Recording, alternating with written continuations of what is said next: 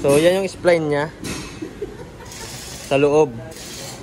Yan yung kinuha natin, yung pinakangipin niya. At saka 428 itong labas. 16T yan.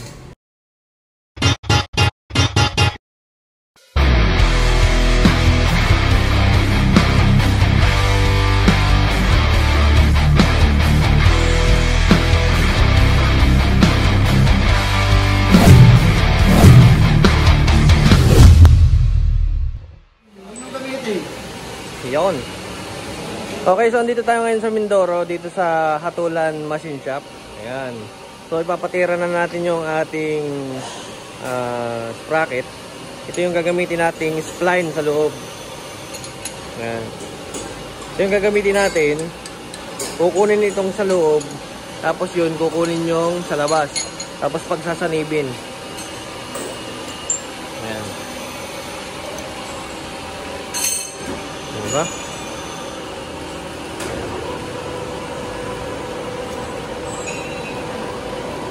Yan ang gagamitin natin, 428. Kasi ito 520 to eh, 13T. O, bilangin natin. 1. Pasimula sa bungi ha. 1, 2, 3, 4, 5, 6, 7, 8, 9, 10, 11, 12, 13. 13, pero mas halos kasing laki ng 16T na 428. Ayan o.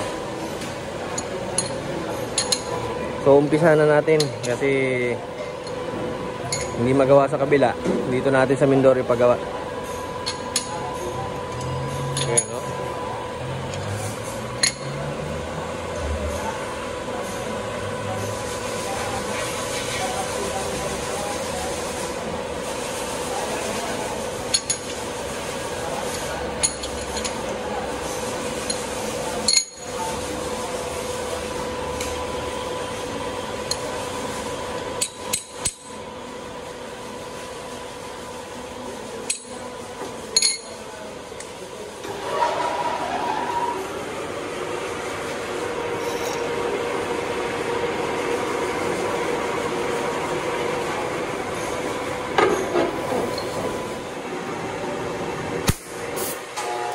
Yun o.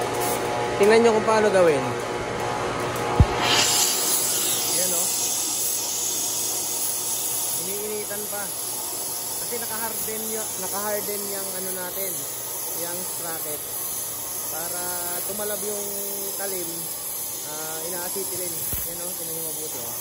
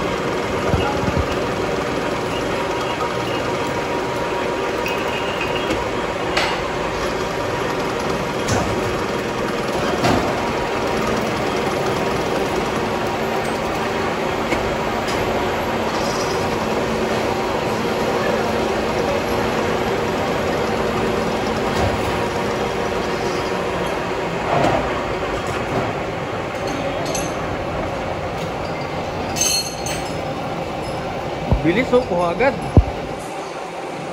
Yan oh. O, diba? Kuha agad yung loob. Saan ka pa?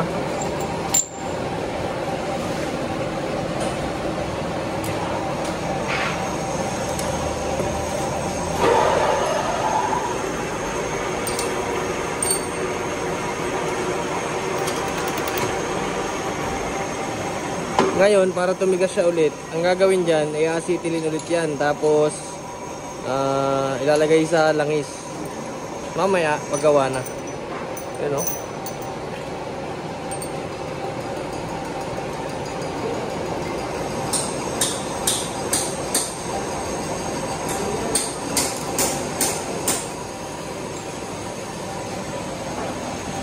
Diba?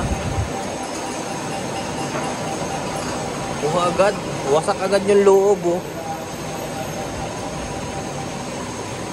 Pagkatapos dyan, yung spline naman nung isa, dito ikakabit. Re-weldingin. Pagkatapos weldingin, i-acetylene, lublob sa ano, sa langis para tumigas. Kasi kung hindi natin yan ilulublob sa langis, konting andar lang yan, konting paris lang yan, bungal agad yung ano yan, bungi agad yung pinaka ano yan.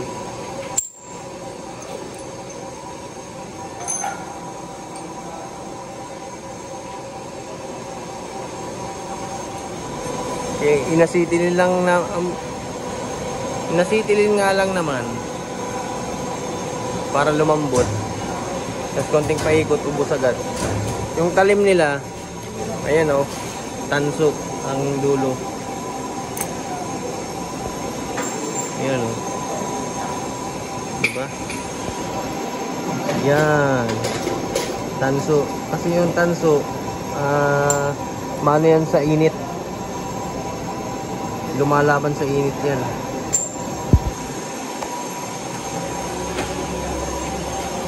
Okay.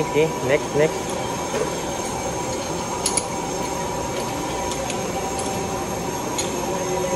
Sa mga gusto magpa-machine shop dyan, ganon yung ginagawa.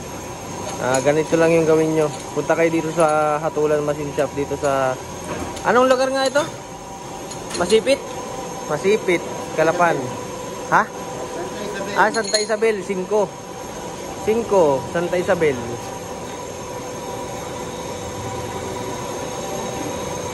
Akala ko ano na ito, masipit.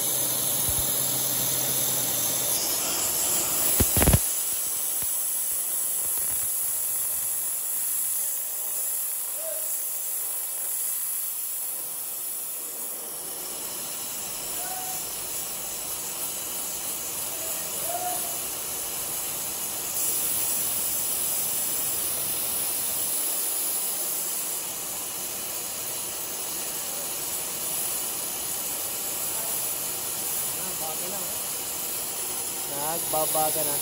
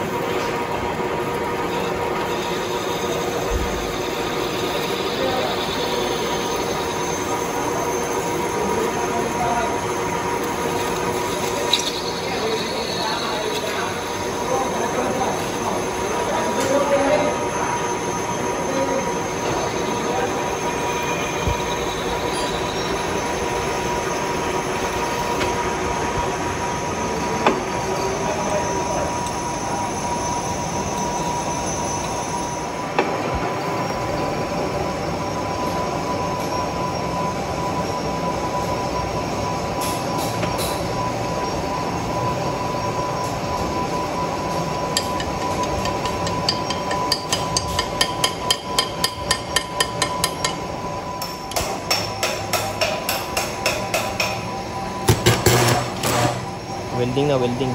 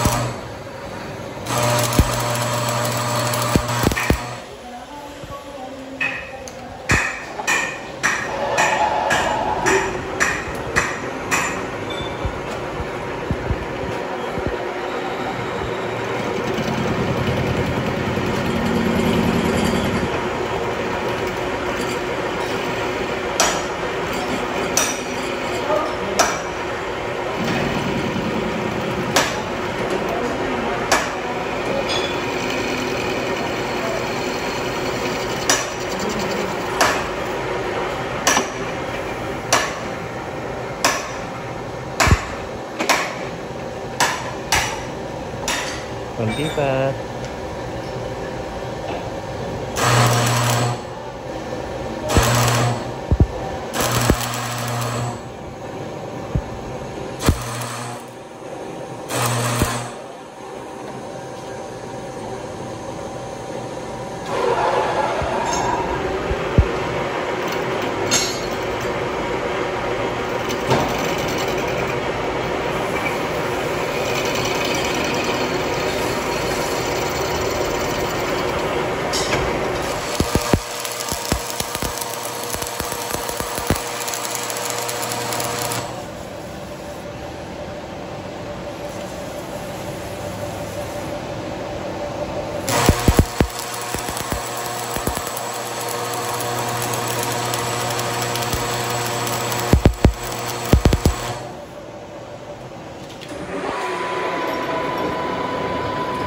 Finishing.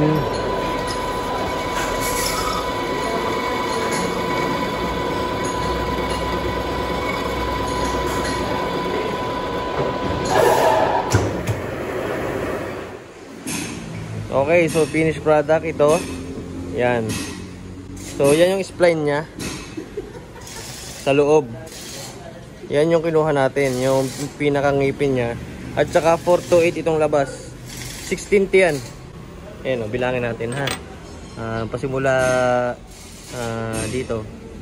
1, 2, 3, 4, 5, 6, 7, 8, 9, 10, 11, 12, 13, 14, 15, 16. 16T. Yan. Yung diameter nito, mas maliit kaysa sa 13T na 520. Yan. Ito yung inilagay natin kasi ang kadena ay 428. Kaya ito yung ginagamit natin, pang 428 din. At saka madaling hanapan. Kaysa sa 520, napaka-pricey. Ang 428, madaling maghanap. At saka at the same time, magaan. Hindi naman pwede yung 415 kasi masyadong manipis. Pag 415, puputuli naman. Kaya 428 ang ating gagamitin. So dito lang yan, oh. Dito sa Hatulan Machine Shop. Yan. Ayun, yung pala, yun. Ayun, yun. Yan, dito lang yan sa may 5, malapit sa 5. Ano, boss? Ngayon lang. Oh, naghahanap ng kalaban, oh. Oh. Raider daw, Raider. Shoutout po sa may-ari nito. Yan, oh, J-Mags, baka naman. Rusi din, oh. Stock lang, Rusi. J-Mags, baka naman. Okay, so I think hanggang dito na lang muna yung vlog natin. And paki-like, comment, share, and subscribe na lang itong video na to. So, pa-follow na lang yung isa kong page, yung The Racing Glitch, ito. Cute. Okay, so, again, I think hanggang dito na lang muna ulit. And okay, meron na tayong sprocket para gamitin natin sa ating 450cc. And magbabalik tayo. Okay, bye bye.